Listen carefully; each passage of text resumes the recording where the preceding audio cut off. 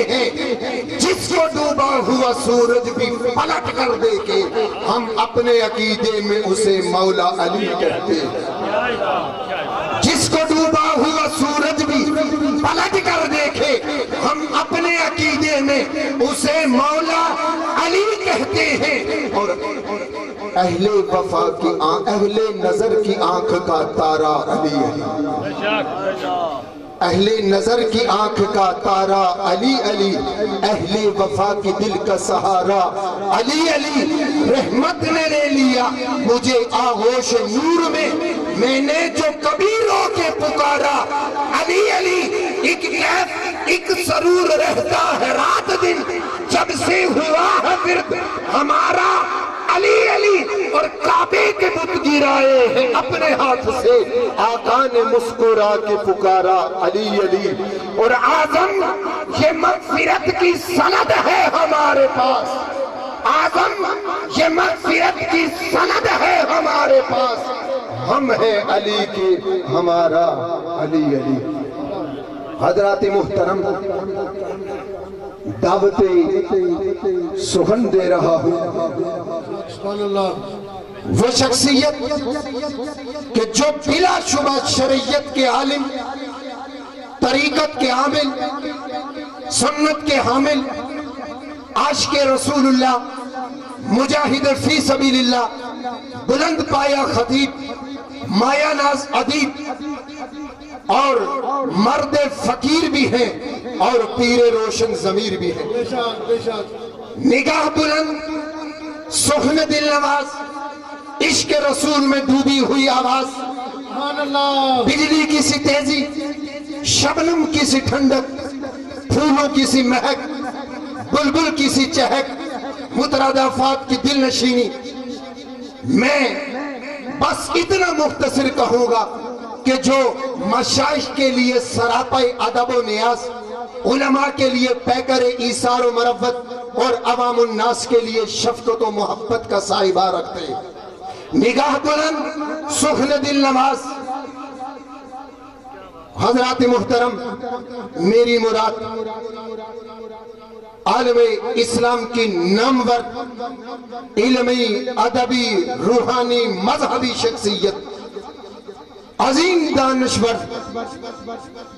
اور آستانہ عالیہ نقشبندیہ مجددیہ بگھار شریف کے سجادہ نشین، آفتاب طریقت، مہتاب شریعت، شہباز حقیقت،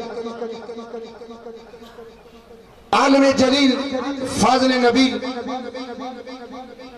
پروفیسر ڈاکٹر ساجد الرحمان صاحب، بصد احترام آپ کی خدمت عالیہ میں گزارش کر رہا ہوں کہ اپنے ملفوظات مقدسہ سے ہم سب کے قلوب و اذہان کو منور فرمائیے۔ نعرہ تکبیر، نعرہ رسالت، نعرہ حیدری۔ الحمدللہ،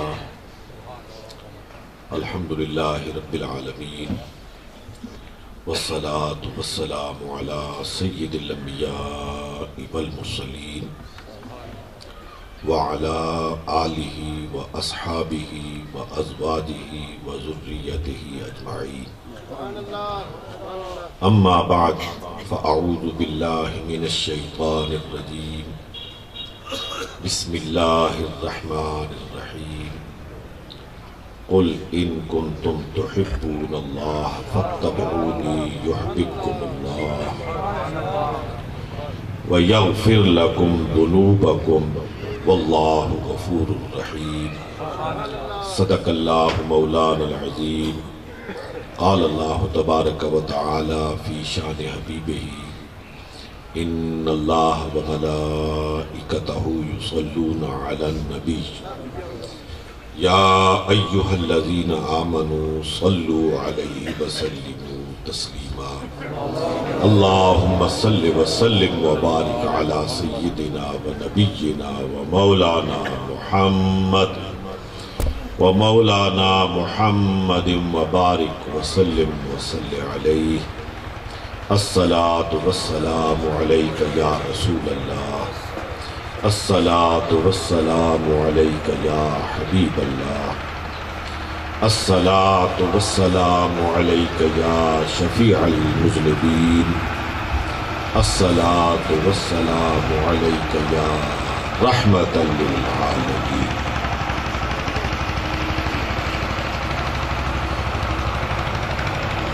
میرے انتہائی محترم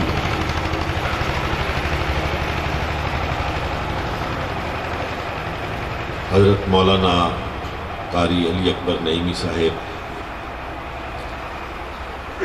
لائق سب عزت و احترام علماء کرام، نعت خوانان اعظام اور قابل احترام سامعین محترم،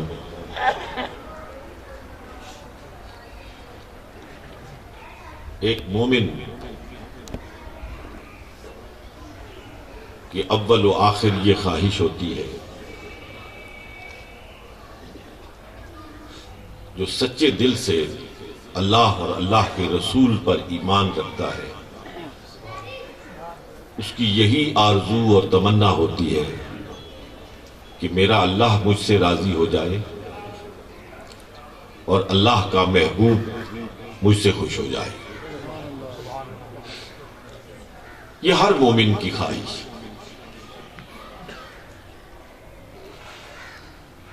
جس کے اندر یہ خواہش نہیں، جس کے اندر یہ تڑپ نہیں، جس کے اندر یہ جذبہ نہیں، اسے اپنے ایمان کو ٹٹولنا چاہیے کہ کیا کہیں میرے ایمان میں کوئی کمی تو نہیں، کیونکہ ایمان کا تو بنیادی تقاضا ہی رضا الہی ہے، رضا مصطفیٰ ہے۔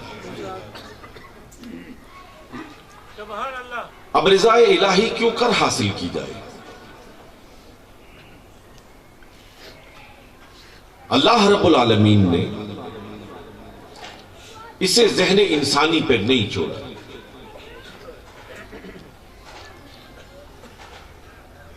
قرآن مجید فرقان الحمید میں جا بجا اللہ جل مجدہ نے انسان کی رہنمائی کی ہے کہ مجھے راضی کرنا چاہتے ہو، میرے قریب آنا چاہتے ہو، مجھ کے ساتھ تعلق قائم کرنا چاہتے ہو، قرب الہی کی منزلیں طے کرنا چاہتے ہو، یہ کرو، یہ کرو، یہ کرو، یہ کرو، اور اس سب کا خلاصہ، اس سب کا لب لباب اللہ جل مجدہ نے اس آیہ کریمہ میں بیان فرما دیا کہ وہ تمام مومن جو میرے قریب آنا چاہتے ہیں، جو مجھ سے لو لگانا چاہتے ہیں، مجھ سے تعلق قائم کرنا چاہتے ہیں، ان کے لیے ایک ہی راستہ ہے، قل، اے میرے محبوب آپ خود ان کو فرما دیجئے،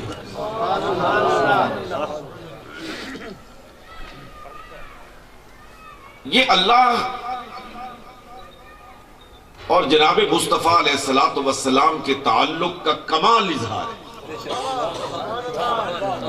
یہ صاحب محبت دریائے محبت میں غوطہ زن ہو کر ہی کوئی گوہر نایاب لا سکتے ہیں کہ اللہ رب العالمین بجائے خود فرمانے کے اپنے محبوب سے کیوں کہتا ہے؟ یہ بات، قرآن تو اللہ کا کلام ہے نا، قرآن اللہ کا کلام ہے، اللہ احکام دیتا ہے، یہ کرو یہ نہ کرو، اوامر ہے نواہی ہے، لیکن کسی مقام پر اللہ رب العالمین کی رحمت جوش مارتی ہے اور اپنے محبوب کے چہرہ مبارک کو دیکھ کر کہتا ہے میرے محبوب میں نہیں کہتا، تو ان سے کہہ، تو ان سے کہہ۔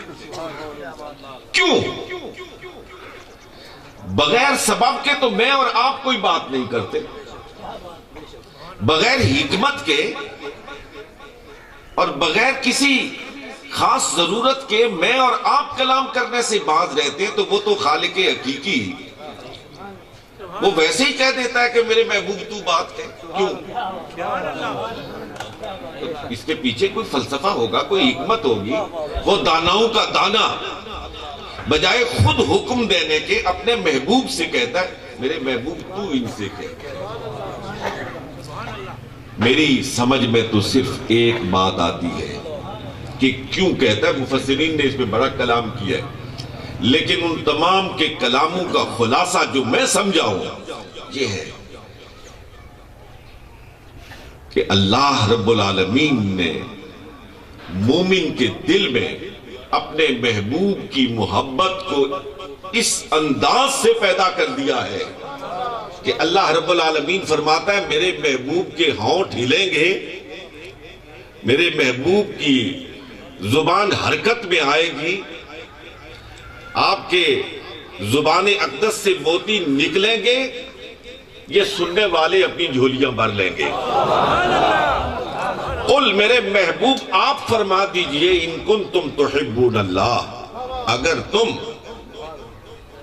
اللہ سے محبت کرنا چاہتے ہو، قرب الہی کی منزلیں طے کرنا چاہتے ہو، فاتبعونی فاتبعونی، ان سے فرما دیجئے کہ پھر کہیں آگے پیچھے دائیں بائیں جانے کی ضرورت نہیں ہے، تم ڈھونڈو کہ کہاں کہاں محمد کے قدم لگے ہیں، تم ڈھونڈو کہاں کہاں سے مصطفیٰ گزرے ہیں، تم ان گلیوں کو تلاش کرو، تم ان ریت کے ذروں کو تلاش کرو، تم ان گلیوں کو چومو، ان ریت کے ذروں کو اٹھا کر اپنی آنکھوں کا سرما بناؤ. تم کیا محبت کرو گے؟ چل کے آؤ گے نا تمہارا خدا دوڑ کے تمہاری آئے گا. نعرہ تکبیر، نعرہ رسالت، نعرہ حیدری. اگر اللہ کی رضا چاہتے ہو، اللہ کا قرب چاہتے ہو، تو محمد الرسول اللہ صلی اللہ علیہ وآلہ وسلم کی رضا حاصل کر لو، محمد الرسول اللہ صلی اللہ علیہ وسلم کی خوشنودی حاصل کر لو، سرکار علیہ السلام کے قدموں کو چوم کر اپنی زندگی کا سفر طے کر لو. وہ رب خود تم سے محبت کرے گا، خود تم سے محبت کرے گا. آپ کے سامنے ہے حضرات محترم، بہت ہی صاحبان علم و فضل کا مجمع ہے کہ وہ جو عرب کے ذرے تھے انہوں نے مصطفیٰ کے قدم چومے، وہ آسمان کے ستارے بن گئے. بابا سبحان اللہ، آسمان کے ستارے بن گئے. بے شک بے شک. یہ ابو بکر، یہ عمر، یہ عثمان، بابا یہ علی، بابا یہ عشرہ مبشرہ، سبحان اللہ، یہ بدری، یہ احد میں جان نثاری کا مظاہرہ کرنے والے، یہ فتح مکہ کے موقع پر اسلام کا جھنڈا لہرانے والے، یہ بیت اللہ کے گردا گرد مصطفیٰ کے قدموں کو چوم کر چکر لگانے والے، یہ کیا تھے؟ ذرا تاریخ قبل از اسلام کو دیکھیے حضرات محترم. یہ علاقہ تو ڈاکوؤں کا علاقہ تھا، بے شک، راہزنی کا یہاں پہ دور دورہ تھا. لیکن وہ جو زمانے کے راہزن تھے محمد الرسول اللہ کے قدموں میں بیٹھے بابا تو راہزن نہیں رہے، دنیا کے راہبر بن گئے. بے شک بے شک راہبر بن گئے. بے شک. دنیا پوری کی پوری اول تا آخر، میں پیغمبروں سے ہٹ کے بات کر رہا ہوں، یہ تو اللہ کی چنی ہوئی مخلوق ہے. سبحان اللہ. پیغمبروں کو ایک طرف رکھ کے حضرت آدم سے لے کر حضور سرور کون و مکان جناب محمد الرسول اللہ کے زمانے تک میں پوری ایمانی قوت سے کہتا ہوں کہ محمد الرسول اللہ کے صحبت یافتگان جیسا کوئی پیدا ہی نہیں. بے شک بے شک بے شک. واہ سبحان اللہ. لوگ تو اس بحث میں پڑے ہوئے ہیں کہ محمد الرسول اللہ جیسا کوئی ہے یا نہیں ہے.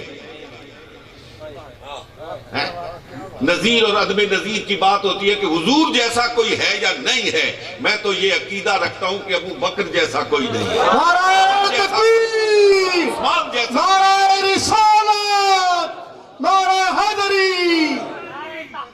حق جاری، حق جاری، حق جاری. حضرات محترم،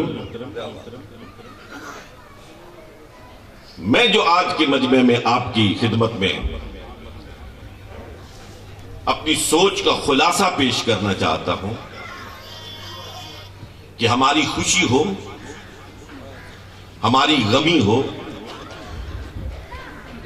ہماری زندگی کا کوئی بھی موڑ ہو، زندگی کے ہر سفر، زندگی کے ہر موڑ اور زندگی کے ہر مرحلے پر مومن کو اپنے سامنے جو اسوہ رکھنا چاہیے، جو نمونہ رکھنا چاہیے، وہ صرف ایک نمونہ ہے، اور وہ نمونہ کامل جناب محمد الرسول اللہ صلی اللہ علیہ وسلم ہے۔ آج ایک خاتون کی مجلس چہلم ہے،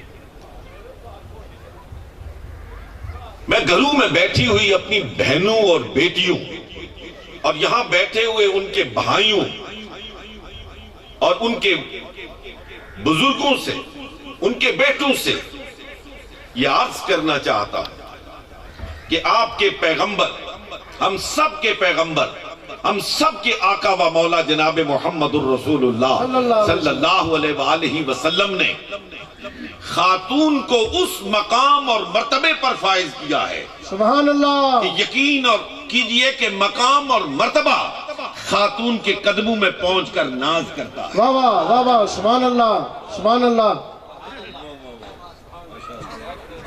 یہ درست بات ہے کہ کوئی خاتون پیغمبر نہیں،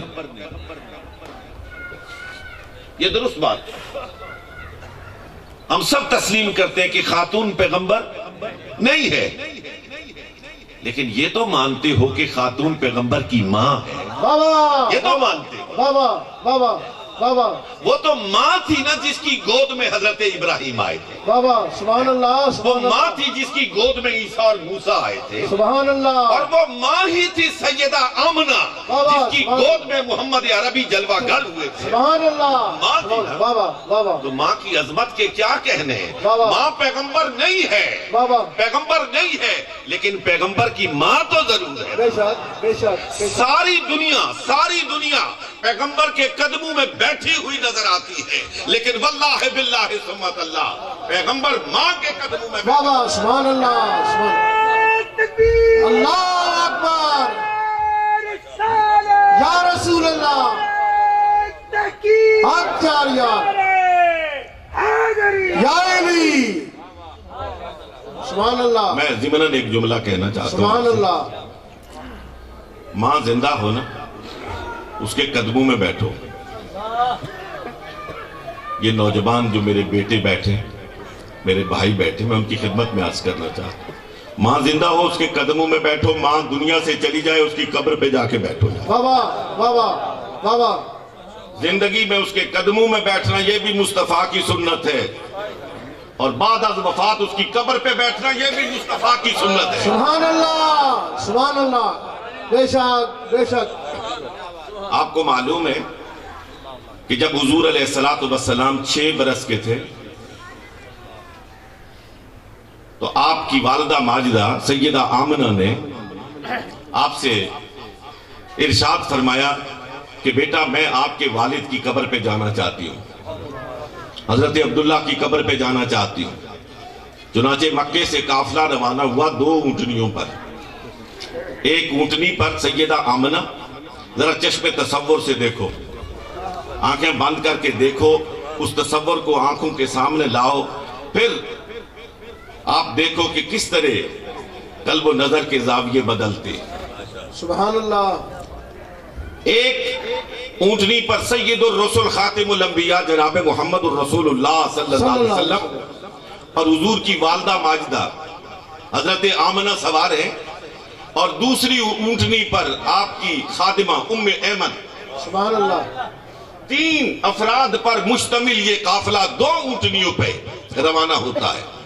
حضرت عبداللہ کی قبر پر حاضری کے بعد حضور کے ننیالی گاؤں ابوا کے مقام پر جو مکے اور مدینے کے درمیان میں ہے، وہاں پہ پہنچتے ہیں تو سیدہ آمنہ اپنے میکے رک جاتی، یہی بیمار پڑ جاتی ہیں، یہی آپ کی وفات ہوتی ہے، اور میرا نبی، آپ کا نبی، یتیموں کے سر پہ دستے نبوت، دستے رحمت، دستے شفقت رکھنے والا نبی، وہ نبیوں میں رحمت لقب پانے والا، سبحان اللہ، مرادیں غریبوں کی بر لانے والا، فقیروں کا ملجا، ضعیفوں کا ماوا، یتیموں کا والی، غلاموں کا مالا، وہ یتیموں کا والی پیغمبر اعظم و آخر علیہ السلام 6 سال کی عمر میں اپنی ماں کے سرہانے بیٹھا ہوا ان کے دمے واپسی کو اپنی آنکھوں سے دیکھ رہا ہے۔ وہیں حضرت آمنہ کی وفات ہوتی ہے، ابوا کے مقام پر ہی آپ کی تدفین ہوتی ہے۔ میں تیزی سے آگے چلتا ہوں، وقت گزرتا ہے، سرکار علیہ السلام ہجرت فرماتے ہیں، مدینہ طیبہ چلے جاتے ہیں، اور پھر عمرے کے ارادے سے تشریف لاتے ہیں۔ صلح حدیبیہ کے مقام پر کافر کہتے ہیں کہ آپ اس دفعہ تشریف نہیں لا سکتے، مکے میں داخل نہیں ہو سکتے، مکے میں داخل نہیں ہو سکتے۔ ایک مزے کی بات ہے، اگر بیچ میں آپ اجازت دیں، کوئی زیادہ بور تو نہیں ہو رہے۔ حضرت سیدنا عثمان غنی کو سفیر رسالت مآب صلی اللہ علیہ وسلم کی شان اور حیثیت حاصل ہے۔ ان کو حضور نے بھیجا تھا مکے میں کہ جا کے ان سے بات کرو، یہ ضمناً بات ہے۔ حضرت عثمان جب مکہ مکرمہ میں پہنچے تو کفار نے کہا کہ محمد صلی اللہ علیہ وسلم کو تو داخلے کی اجازت نہیں، لیکن آپ یہاں پہ آ گئے ہیں، آپ مکے میں داخل ہو گئے ہیں، وہ دیکھو سامنے کعبہ ہے، مطاف موجود ہے، صفا اور مروہ موجود ہے، حجر اسود موجود ہے، جاؤ چکر لگا لو، حجر اسود کو چوم لو، صفا اور مروہ میں دوڑ لگا لو۔ میں ہوں، آپ ہوں، کوئی بھی مومن ہو، مکے کی سرزمین ہو، کعبہ سامنے ہو، دل مچل جاتا ہے۔ لیکن عثمان ہیں، ذو النورین ہیں، محمد الرسول اللہ کے داماد ہیں، لیکن ان سے جب یہ کہا جاتا ہے کہ آپ جائیے طواف کیجئے، حجر اسود کو چومیے، صفا اور مروہ کے چکر لگائیے، کہا میں نہیں جاتا، نہیں جاتا ہوں۔ پوری تاریخ کو کنگال کر دیکھ لیجیے، عثمان کا جواب تھا نہیں جاتا ہوں۔ اس وقت تک عثمان چکر نہیں لگائے گا جس وقت تک آگے آگے محمد پاک نہیں ہوں گے، اور پیچھے پیچھے حضور کا یہ نعرہ تکبیر، نعرہ رسالت، نعرہ حیدری۔ حضرت عثمان زندہ باد۔ حضرت عثمان یہ سبق پڑھا رہے تھے کہ عبادت بھی وہی عبادت ہوتی ہے جو محمد کے قدموں کو چوم کر کی جائے۔ واہ سبحان اللہ، سبحان اللہ۔ صحابہ کو تو وہ طواف بھی قبول نہیں ہے۔ واہ سبحان اللہ، سبحان اللہ۔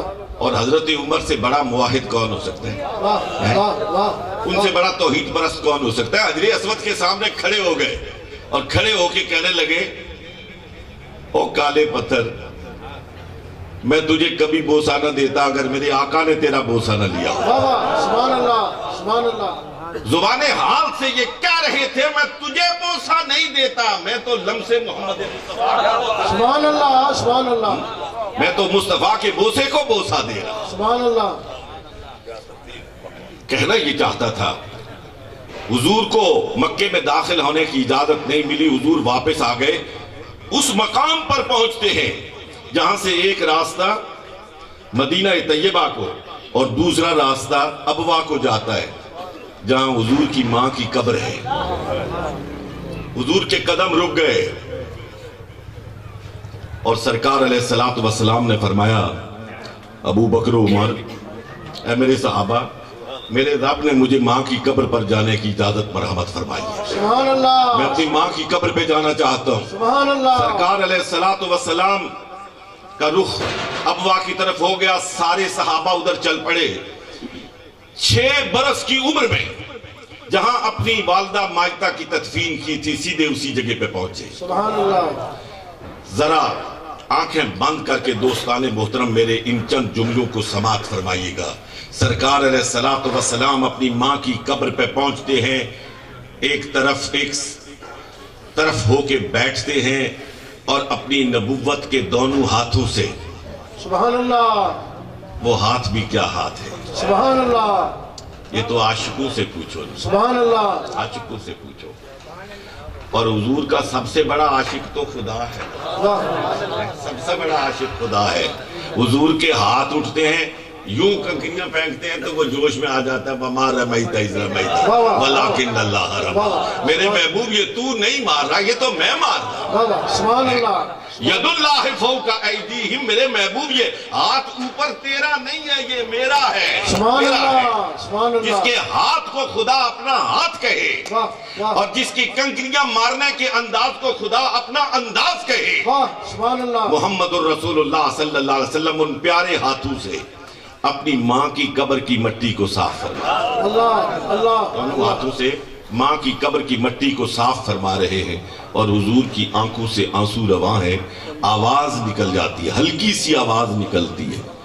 وہاں موجود صحابہ کرام عرض کرتے ہیں، یا رسول اللہ صلی اللہ علیہ وسلم آپ رو رہے ہیں؟ فرمایا ہاں رو رہا ہوں، مجھے میری ماں کی ممتا یاد آ رہی ہے، اللہ اللہ، مجھے سبحان میری اللہ، ماں یاد آ رہی ہے۔ سبحان اللہ، صحن مسجد نبوی ہے، سید الرسول خاتم الانبیاء جناب محمد الرسول اللہ صلی اللہ علیہ وسلم، صلی اللہ علیہ وآلہ وسلم تشریف فرما ہے۔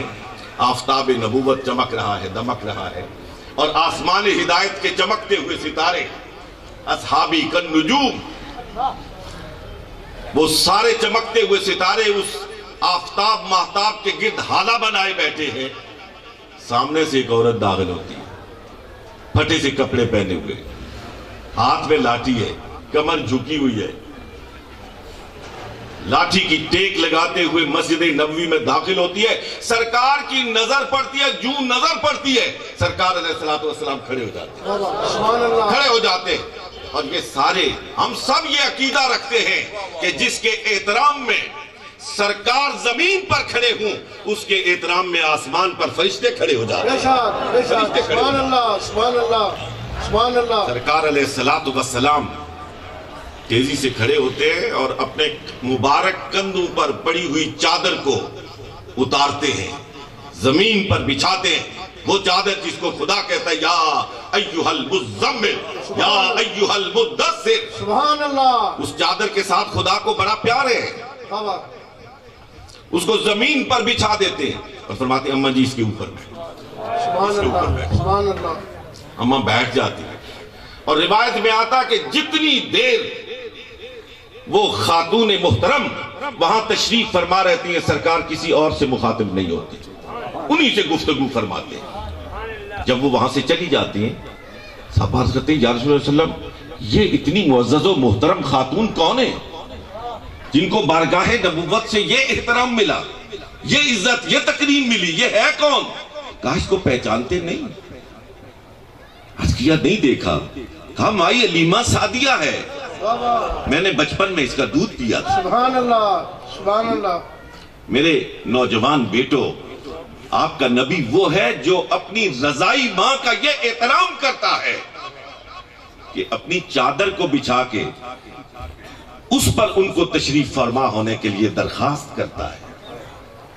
اپنی سگی ماؤں کا احترام کرو، اپنی سگی ماؤں سے محبت کرو۔ خدا کی قسم اٹھا کے کہتا ہوں، قرآن اور حدیث کی روشنی میں کہتا ہوں کہ ساری دنیا کی دعائیں ایک طرف ہیں، سارے پیروں کی دعائیں ایک طرف ہیں، مجھے کہنے دو، تمہارے ماں اور باپ کی دعائیں ایک پلڑے میں۔ بے شک، بے شک، سبحان اللہ، سبحان اللہ، اور میں اگر ایک جملہ کہہ دوں کوئی ناراض نہ ہو، کہ سارے لوگ راضی ہو جائیں، سب راضی ہو جائیں، اور ماں اور باپ ناراض ہے نا، جنت کی ہوا بھی نہیں لگے گی۔ بے شک، بے شک،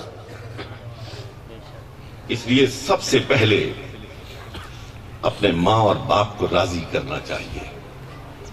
ماں کی قدموں کے نیچے سرکار نے فرمایا جنت اور خدا کی رضا چھپی ہوئی ہے باپ کی رضا میں۔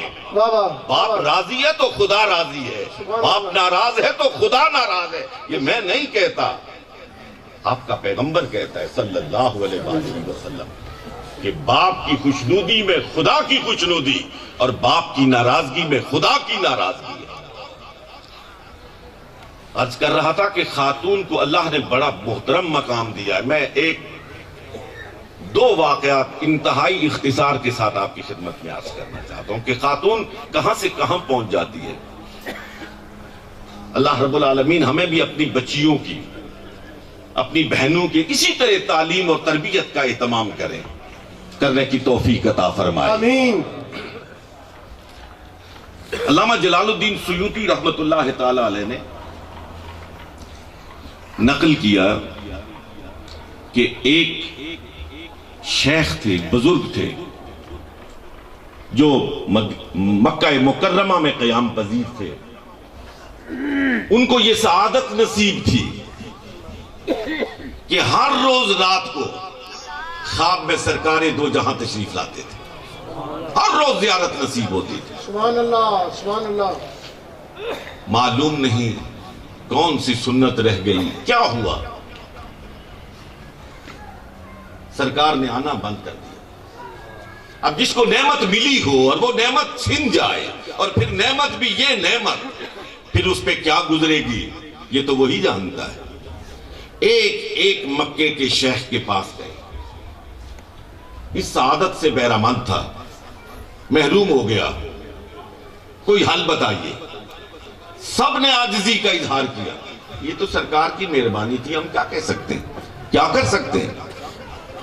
کسی نے مشورہ دیا مدینہ طیبہ چلے جاؤ، شاید تیری بگڑی بن جائے. سبحان اللہ. اب مدینہ طیبہ پہنچتے، ایک شیخ کے پاس جاتے ہیں، سب عجز کا اظہار کرتے ہیں. بالآخر ایک شیخ کے پاس جا کے بہت روئے. انہیں ترس آیا، انہوں نے کہا میں تو کچھ نہیں کر سکتا، لیکن تمہیں ایک راستہ بتاتا ہوں. ذرا غور کیجئے گا دوستان محترم. نے کہا میں تمہیں ایک راستہ بتاتا ہوں. ایک خاتون ہے مدینہ طیبہ کی، دراز قد ہے، سرخ موٹی آنکھیں ہیں. اس کا براہ راست سرکار کے ساتھ رابطہ ہے. سبحان اللہ، سبحان اللہ. براہ راست سرکار کے ساتھ رابطہ ہے سبحان علیہ اللہ. الصلوۃ والسلام. ہفتے میں ایک روزہ اقدس پہ آتی ہے، باب جبریل کی طرف سے داخل ہوتی ہے.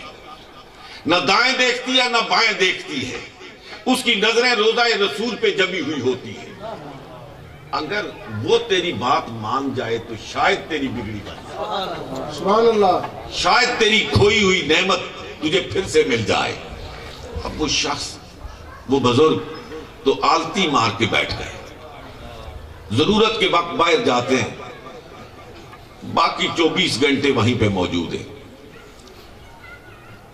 ایک سوموار کو دیکھا کہ اسی حلیے کی خاتون داخل ہوتی ہے. انہوں نے کہا یہ تو وہی ہے. تیز قدموں کے ساتھ چلتے ہوئے اس کے ساتھ ساتھ چلنا شروع کیا اور اپنی بگڑا سنانی شروع. اس طرح سرکار خواب میں زیارت سے مشرف فرمایا کرتے تھے. میں محروم ہو گیا، مجھے کوئی سبیل بتائیے.